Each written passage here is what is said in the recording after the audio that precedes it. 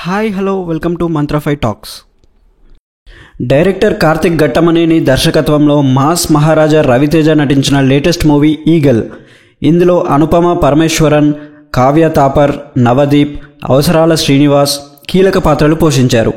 ఇప్పటికే విడుదలైన teaser, trailer మాత్రం మూవీపై ఓ రేంజ్లో ఆసక్తిని క్రియేట్ చేశాయి.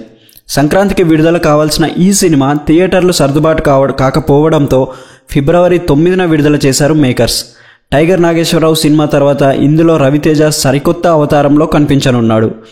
అలాగే ధమాకా సక్సెస్ తర్వాత పీపుల్స్ మీడియా ఫ్యాక్టరీ బ్యానర్పై మాస్ మహారాజా నటించిన ఈ మూవీ ఈరోజు ఆడియన్స్ ముందుకు వచ్చింది. ఈగల్ ఇప్పటికే ప్రీమియర్ షో, ఫస్ట్ షో చూసిన ప్రేక్షకులు సోషల్ మీడియా వేదికగా తన అభిప్రాయాలను చెప్పేస్తున్నారు.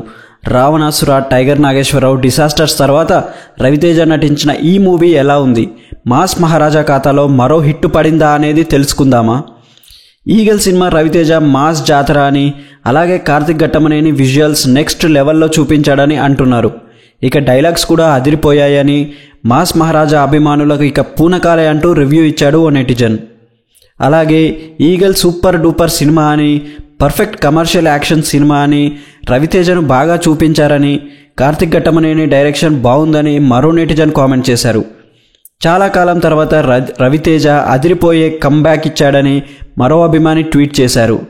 Eagle cinema visual quality, Ravi Teja సరికొత్త అవతారం అదిరిపోయిందని అంటున్నారు. Eagle cinema Ravi Teja one man show అని, మాస్ ఊచకోత అని, ఎలివేషన్, సినిమాటోగ్రఫీ, బీజిఎం మొత్తానికి ఎక్సలెంట్ సినిమా అని, ఎమోషన్, స్టోరీ అదిరిపోయిందని అంటున్నారు.